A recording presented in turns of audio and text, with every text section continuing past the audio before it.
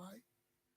ये सुंदर समय प्रभु ने हमको दिया, इसलिए प्रभु को धन्यवाद देने के लिए चाहूंगा। और प्रभु ने एक और दिन परमेश्वर के चरणों में आकर प्रभु के वचन को अब पढ़ने के लिए, मनन करने के लिए एक अवसर दिया, इसलिए हम उस प्रीतम परमेश्वर को धन्यवाद देना चाहिए। आप पिछले दिनों में परमेश्वर की वचन और इसी में उसकी प्रोफेसी, उसका जो भविष्यवाणी के बारे में हम लोग उसकी पार्ट बाई पार्ट हम लोग सीख रहा था। 3 भाग तक हम लोग देखे थे। पहले हम लोग देखा अब्राहम के साथ प्रभु ने किया हुआ भविष्यवाणी किस प्रकार पूरा हुआ है, उसको हम लोग देख रहे थे। और आज फिर परमेश्वर के समूह में आने के लिए प्रभु ने सहायता किया, इसलिए प्रभु को धन्यवाद देने के लिए चाहूंगा। कल में हम लोग इस प्रकार पढ़ रहा था, परमेश्वर की वायता जो वाजा अब्राहम के साथ ने किया था कि मैं तेरे नाम को बढ़ा करूंगा, तेरे नाम को ऊंचा करूंगा। मैं आपको बताया था जो संतान नहीं था, वारिश नहीं था, अकेला था, बुढ़ापे की अवस्था में था, परंतु परमेश्वर ने एक वादा दिया है। अब्राहम उस वायदा को उसी प्रकार विश्वास किया, इस कारण से आज भी उसकी नाम बढ़ते जा रहे हैं। सभी लोग अब्राहम को अपने नाम लेकर, जो नाम लेकर अब्राहम की नाम जिस प्रकार परमेश्वर के वचन में परमेश्वर ने वायदा किया, उसी प्रकार उसके नाम बढ़ते जा रहे हैं। इसलिए प्रभु को धन्यवाद देने के लिए चाहूंगा। प्यारा शिष्यों, प्रभु ने हमारे जीवन में कितना भी जो वायदा दिया है, उस वायदा जरूर पूरी होगा। हम उसके लिए इंतजार करना चाहिए। आज हम लोग उसके आगे को और देखेंगे। उत्पत्ति का पुस्तक 15 अध्याय का 13 वचन में परमेश्वर ने एक और वादा अब्राहम से किया था। यहाँ इस प्रकार लिखा हुआ है, मैं आपके लिए पढ़ूंगा। तब यहोवा ने अब्राहम से कहा, यह निश्चय जान कि तेरे वंश पराये देश में परदेशी होकर रहेंगे और उस देश के लोगों के दास हो जाएंगे और वे उनके 400 वर्ष तक दुख दे देंगे। एक 400 साल का बंधुआई की अवस्था के बारे में, दासत्व की अवस्था के बारे में वहां लिखा है। 400 साल अब्राहम की संतान, अब्राहम की वंश, उनकी वारिश एक पराये देश में पराये परदेशी होकर रहेंगे। वहां 400 साल वे लोग गुलाम की जीवन जिएंगे। ये प्रभु ने अब्राहम को वायदा किया था। उस समय याद रखना है कि अब्राहम को संतान एक भी नहीं था। प्रभु के नाम की स्तुति हो। लेकिन इस वायदा को, इस वचन को हम लोग सुनने के समय थोड़ा संदेह रहेगा, उसके एक भी संतान नहीं था, फिर कैसा है? उनकी पीढ़ी 400 साल एक पराय देश में परदेशी होकर रहेंगे। ये मानुष की रीति पर हम सोचेंगे तो बहुत कठिन बात है, परंतु परमेश्वर की वचन को हम उसी प्रकार उसकी अवस्था में हम लोग लेकर के हम चलेंगे तो जरूर हमारे जीवन में उस वचन कार्य होगा। अब्राहम उस वचन को विश्वास किया। 400 साल वहां बंधुआई की अवस्था में रहेंगे करके बिताया था। प्रभु के नाम की महिमा नहीं पाए, समय बीत गया। अब्राहम को एक पुत्र का जन्म हुआ, उसकी नाम था इसहाक।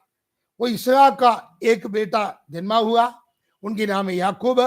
याकूब को 12 पुत्र लोग और एक पुत्री, इसी प्रकार 13 संतान वे लोग हुआ। उसमें 12 व्यक्ति, 12 बेटा है। उसमें एक बेटा का नाम था यूसुफ। यूसुफ ने, जानते हैं, कारण वंश, उनकी भाइयों लोगों के कारण उनको एक पराय देश में, उस देश का नाम है मिस्र देश, इजिप्ट कहते हैं, उस मिस्र देश में वहां गुलाम बनकर जाना पड़ा। लेकिन समय के आधार पर वहां का राजा यूसुफ के साथ परमेश्वर की आत्मा है, परमेश्वर का निवास उनकी स्थान है, उनकी साथ है करके जानते हुए वहां का मिस्र देश के राजा यूसुफ के साथ बड़ा प्रेम रखा, उनको मान सम्मान दे दिया, इज्जत दे दिया। इसी प्रकार यूसुफ उस स्थान में, उस पराये देश में वहां का प्रधानमंत्री बन गया, वहां का प्राइम मिनिस्टर बन गया। उसी प्रकार रहते रहते वहां एक बड़ा आगाल की समय आ गया उस समय अफ्रीकन देश में, और साथ साथ वहां एशिया माइनर में एक बड़ा आगाल आया। उस आगाल के समय में उसकी निवारण कैसे होगा, यूसुफ ने परमेश्वर की आत्मा के द्वारा, उसके ज्ञान परमेश्वर की आत्मा के द्वारा उनको दिया, उसके द्वारा वहां बताया, वहां का लोगों को उस आगाल से बचाने के लिए बचाव का काम उन्होंने किया। उस प्रकार उनका पिता याकूब और उनकी बाकी भाई लोग, सभी लोगों को वहां से लेकर वे लोग जहाँ रहता था वहां से लेकर इस मिस्र देश में आ गया। वे लोग पहले कुल मिलाकर 70 लोग था। 70 लोग यूसुफ के पिताजी, उनके पुत्र लोग, उनके पुत्रवधु लोग, बच्चे लोग, सब लोग मिला करके 70 लोग था। वे लोग यहाँ इजिप्ट में, ये मिस्र देश में आ गया। लेकिन मिस्र का राजा यूसुफ के साथ बड़ा प्रेम और इज्जत और सम्मान देने के कारण वे लोगों को मिस्र देश में एक जगह दे दिया।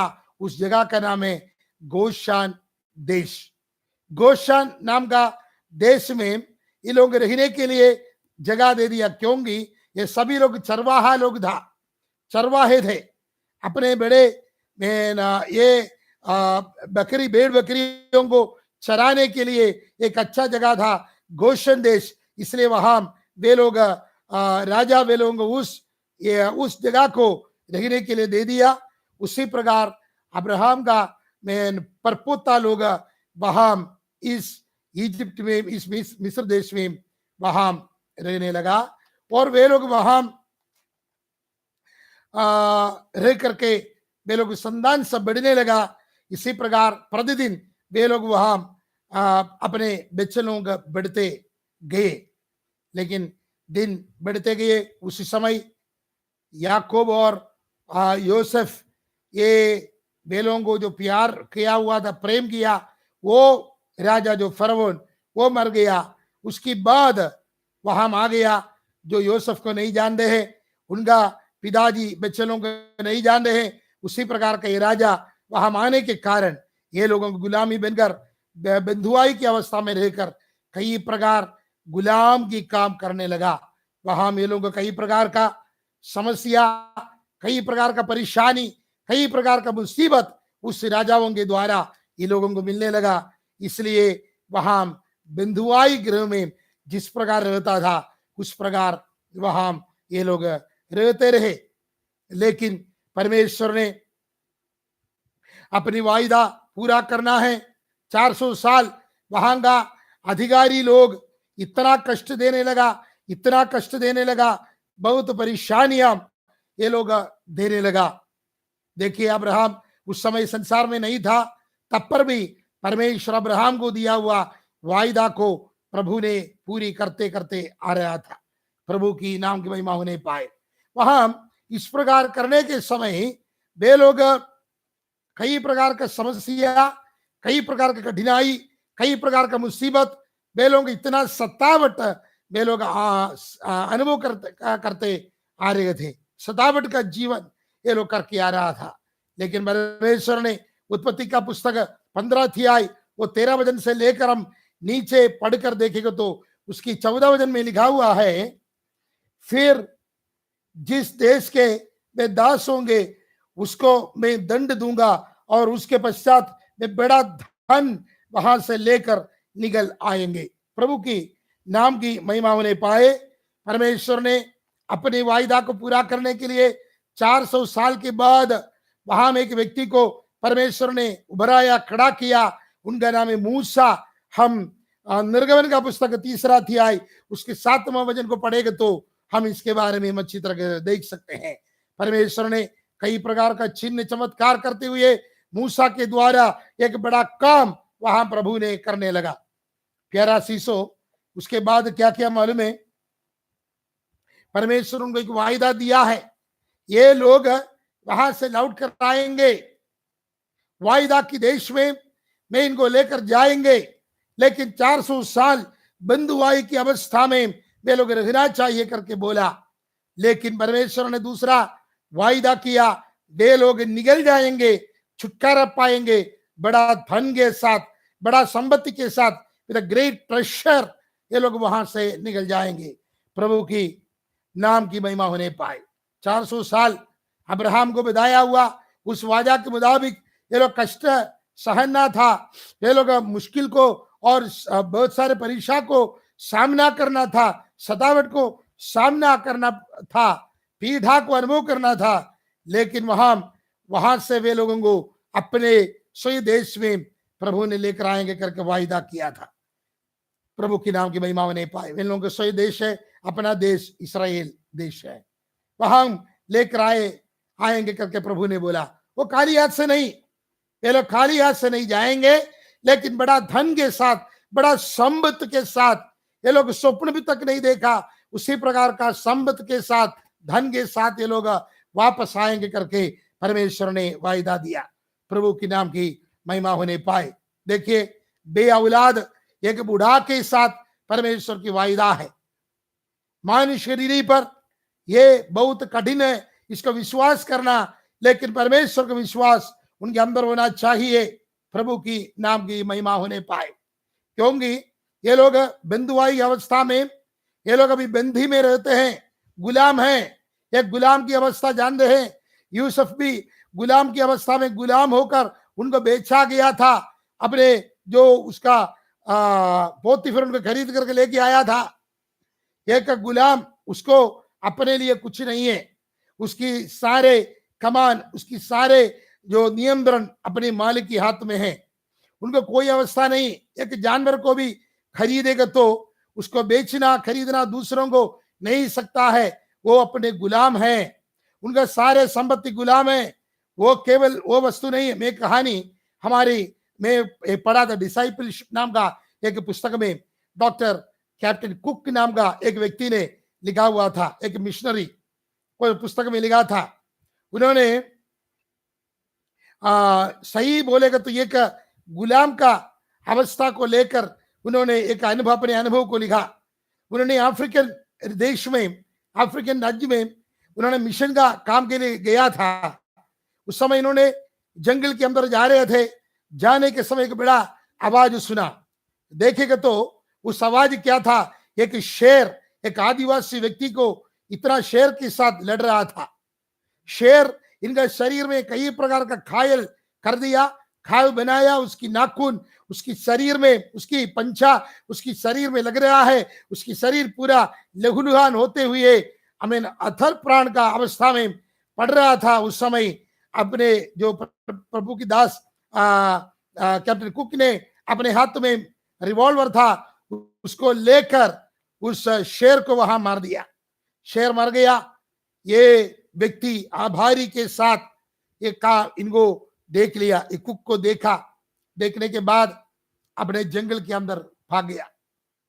ये परमेश्वर के दास भी उस जंगल के अंदर एक झोपड़ी बनाकर उसी के अंदर रहता था। दूसरे दिन देखेगा तो अपने झोपड़ी में इन्होंने बैठा हुआ था। देखने पर एक बड़ा झुंड आ रहा है। दूर से देखा एक बड़ा झुंड, उसी में बतख है, मुर्गा है, बकरी है, उन लोगों का जो जानवर है सब कुछ है, लेकर के ऐसे एक बड़ा झुंड इस कैप्टन को, इनको परमेश्वर के दास को खोज करके आ रहा था। वहां आने के समय ये लोग नजदीक आ गया।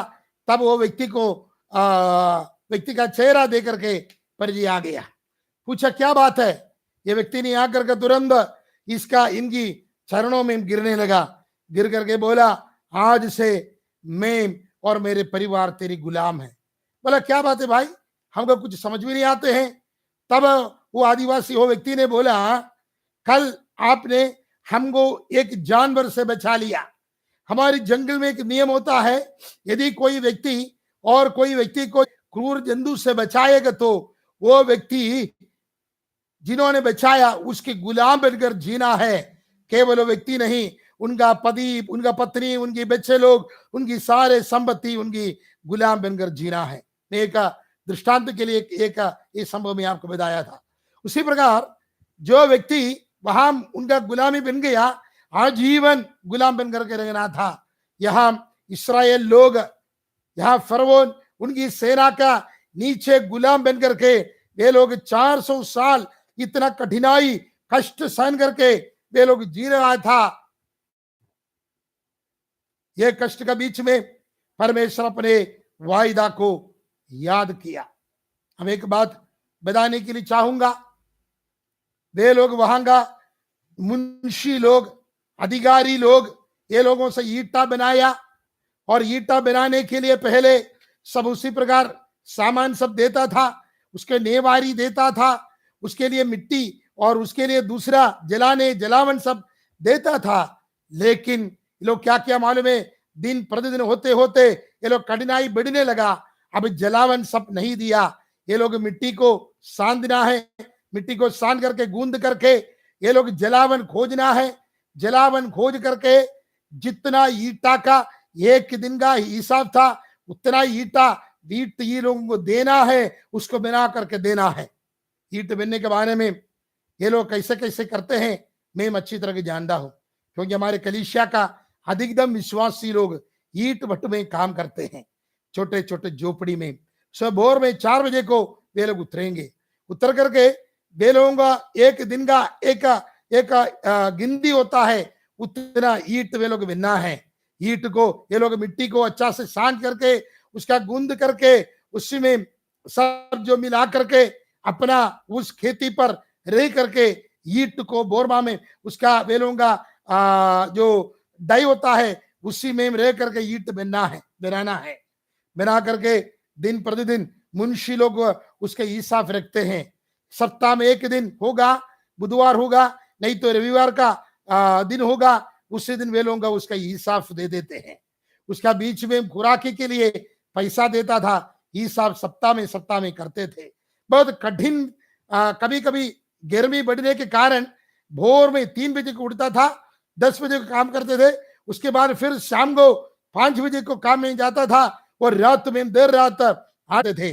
मैं भी वे लोगों के बीच में जाते हुए काम को कठिन को मैं देखता था। इसी प्रकार मिस्र लोग ने इस्राएल लोग इतना कठिनाई, इतने कठिनता, इतना कष्ट देख करके वे लोगों को काम लेते रहे।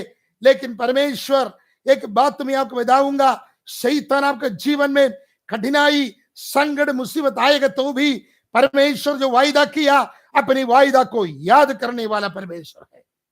परमेश्वर के नाम की महिमा होने पाए। प्यारा शीशो, इसका बीच में इस्राएल लोगों का संतान पुरुष लोग है, पुरुष प्रजा जन्म होगा, वो बच्चे को उठा करके नील नदी में फेंकता था। उसी प्रकार कई प्रकार के संकट, कितना मुसीबत, कितने परेशानियां, वे लोगों की समस्या, कोड़े से मारते हैं वे लोगों को। वहां का मुंशी लोग इतना कष्ट समस्या सब दे करके, इतना परेशानी सब दे करके ये लोगों को समस्या में समस्या, कठिनाई से कठिनाई, सतावट से सतावट की ओर वे लोग जाते रहते थे। प्रभु की नाम की महिमा होने पाए। इस प्रकार कठिनाई में, सतावट में, इसी प्रकार का मुसीबत में रहने वाला एक देश से परमेश्वर कहते हैं ये लोग धनिक बन करके बड़े धन के साथ निकल जाएंगे। हम लोग है तो, यदि मैं है तो बोलेंगे ये क्या बोलते हैं, कौन विश्वास करेंगे? इतना असंभव की बात कहते हैं, कठिनाई की बात कहते हैं। प्यारे लोग, यह असंभव है, लेकिन असंभव को संभव करने वाला हमारे परमेश्वर है। प्रभु के नाम की महिमा होने पाए मेरे प्यारे आशीषों। लेकिन यहां क्या मालूम है, अक्षर की रीति से ये काम इस्राएलियों के जीवन में पूरा हुआ। प्रभु की नाम की महिमा होने पाए। मैं आपको पहले बोला था, बहुत क्रूरता वहां का अधिकारी लोग, वहां का अधिकारीगण ये लोगों के ऊपर काम किया। लेकिन देखिए, भूख भी बहुत है, भूख का अपना पेट भरने के लिए भी भोजन नहीं है। बच्चे लोग रोते हैं, आराम नहीं है, आराम करेगा तो पीटेंगे। काम काम काम, बे लोगों को पूरा काम करके देना। इसी प्रकार कठिन परिश्रम, उसके बाद कठिनाई, उसके बाद आमीन, कई प्रकार का सतावट, इसके बीच में अच्छी रीति पर वहां का लोगों का अपने लाश को भी दफनाने के लिए नहीं मिला, बुजुर्ग लोगों को आदर नहीं मिला, वहां का बुजुर्ग लोगों को भी कोई सम्मान नहीं दिया। बहुत परेशानियां, बहुत मुसीबत, बहुत कठिनाई, ये लोग परमेश्वर की ओर पुकारने लगा। प्रभु के वचन में लिखा है, वे लोग पुकार, परमेश्वर सुना। मेरे सुनने वाले प्यारे आशीषों, प्यारे परमेश्वर के सेवक, परमेश्वर के विश्वासी, एक बात बताने के लिए चाहूंगा, शैतान कितने बार आपके ऊपर कठिनाई, समस्या और कष्ट, संकट आपके ऊपर लेते रहते हैं, लेकिन आपकी पुकार को सुनने वाला एक परमेश्वर जिंदा है। हालेलुया। सोचेंगे कितना दिन परेशानी, कितना दिन मुसीबत, कितना दिन कयामत, कितना दिन अंधेरा, कितना दिन परेशानी, लेकिन ये सारे परेशानियों को एक अंत होगा। हालेलुया। आपको वहां से खाली हाथ से नहीं, आपको बड़ा धन के साथ निकालेंगे। प्रभु के नाम की महिमा होने पाए। परमेश्वर ने गुलाम को कभी भी प्रोत्साहन नहीं किया है। कितने लोग गुलाम की अवस्था में वे लोग प्रभु से आमीन पुकारा, परमेश्वर वे लोग पुकार को सुनते हैं, सुनकर के उसको उत्तर देते हैं। इसलिए प्रभु के नाम की महिमा होने पाए। लेकिन उसी प्रकार रहने के समय वे लोगों को अपनी गुलामी से बचाने के लिए प्रभु ने एक व्यक्ति को खड़ा किया, उनका नाम है मूसा को वहां से लोगों को वहां संगठित किया। उसके बाद परमेश्वर की वचन को बोला, प्रभु ने मुझको भेजा है आपको छुड़ाने के लिए।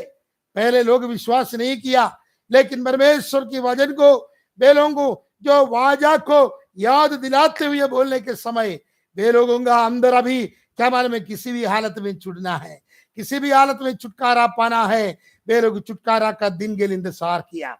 परमेश्वर मूसा के द्वारा कई प्रकार का चमत्कार, पहले जाकर के फरौन को बोला मेरे लोगों को छुड़ा दो, परमेश्वर मुझको भेजा है, यहोवा मुझको भेजा है, इसलिए छोड़ दो वे लोगों को। फरौन ने नहीं छोड़ा, फरौन ने वे लोगों को किसी भी हालत में नहीं छोड़ा। लेकिन हमारे परमेश्वर कई प्रकार का बाधाओं को भेजा। हमें बड़े फरौन का राजमहल से लेकर वहां का सभी झोपड़ी तक ये बाधा वहां चलने लगा। हम जानते हैं 10 बाधा के बारे में। प्रभु के नाम की महिमा होने पाए। पानी खूनों से लेकर पहलोटा पुत्र का हमें मृत्यु तक, पहला पुत्र के संहार तक 10 बाधाएं परमेश्वर ने भेजा। अंत में फरौन उसके सामने सिर झुकाना पड़ा, लोगों को वहां से छुड़ाया। उसी प्रकार लगभग हमें 30 लाख से अधिक लोग वहां से निकलने लगा। बाइबल बदलाती है 6 लाख पुरुष लोग है, उनका पत्नी लोग, उनके बच्चे लोग और कुछ मिस्र लोग भी था उसकी साथ में, और उनके नौकर लोग। पूरा संपत्ति के जाने के समय वो लोग क्या क्या मालूम है, वे लोग अंत में बोला हाथ जोड़कर, आप लोग किसी हालत में यहाँ से निकल जाइए, आप लोग यहाँ से रहने के कारण हमारे मिस्र देश नाश हो जाएंगे, इसलिए आपको जो भी चाहते हैं आप लोग ले लीजिए, आप लोग ले लीजिए, आप लोग कुछ भी मांगो हम देने के लिए तैयार है। इसलिए लोग सोना चांदी है सब कुछ मांगा, वे लोग खुद वे लोगों को दे दिया। सारे संपत, बड़े बड़े हमें अनमोल पत्थर, ये सब कुछ वे लोगों को दे दिया। अनमोल वस्तु वे लोगों को दे दिया, अनमोल वस्त्रों को दे दिया। ये लोग इजिप्ट में था, मिस्र देश में जितने बड़े बड़े संपत्ति था वो सारे संपत्ति के साथ इस्राएल लोग वहां से निकलने लगा। प्रभु के नाम की महिमा होने पाए। उसी प्रकार कुछ भी नहीं था, गुलामे रहते थे, ये इस्राएल लोग संपन्न लोग बन गए, वे लोग अमीर लोग बन गया। अमीर के साथ वहां से वे लोग निकलने लगा। ये लोग कहा मूसा का अगुवाई में कनान देश की ओर वे लोग निकलने लगा। और उसके बाद मूसा के समय के बाद यहोशू उस नेतृत्व स्थान में आकर के यहोशू अमीन की अगुवाई पर वे लोगों को कनान देश में प्रवेश कर दिया। प्रभु की नाम की महिमा होने पाए। उसी प्रकार 400 साल का बंधुआई की अवस्था से वे लोगों को आजादी मिल गया। इसी प्रकार अब्राहम को दिया हुआ उस वायदा को परमेश्वर ने पूरा किया। मेरे प्यारा शीशो, हमारे परमेश्वर आपके बच्चे के लिए, आपके लिए कुछ वायदा किए तो जरूर उसको पूरा करने वाला प्रभु है।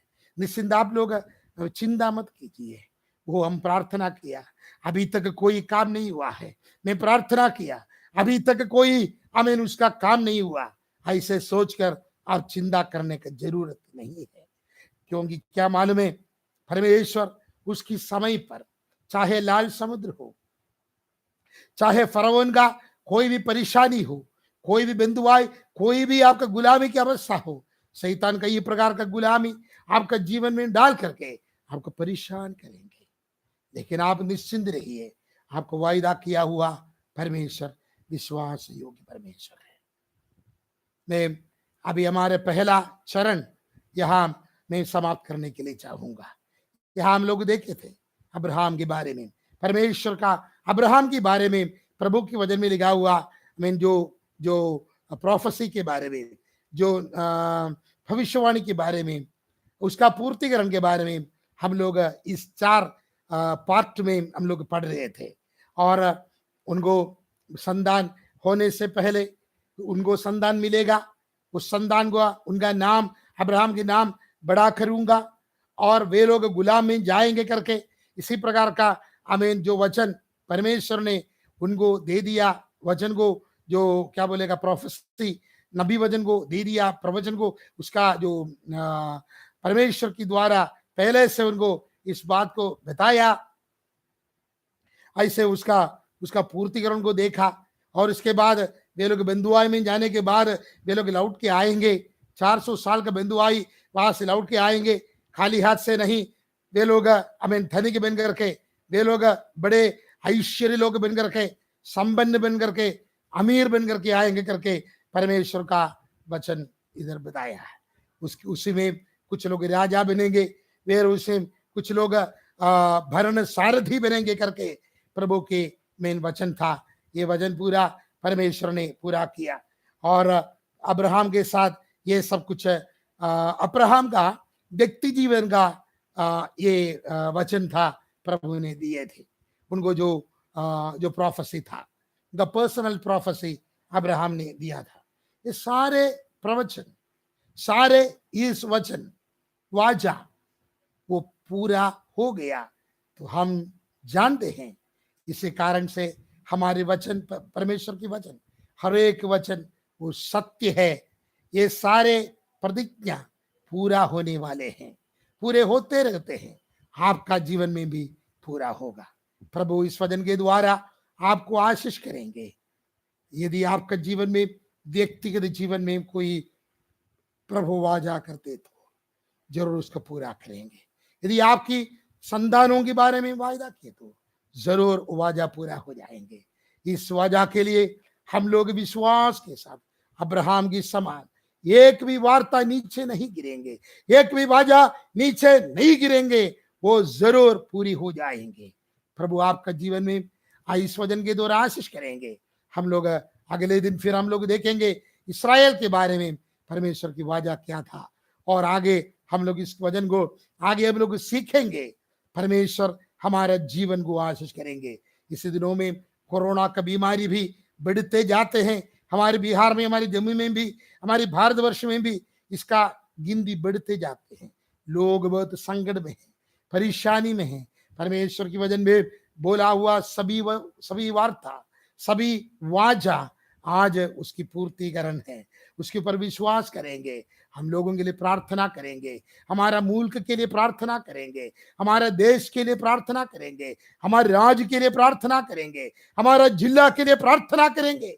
परमेश्वर की आत्मा सभी लोगों को अपनी पंखों के तले में छिपा करके रक्षा करने के लिए प्रार्थना करेंगे।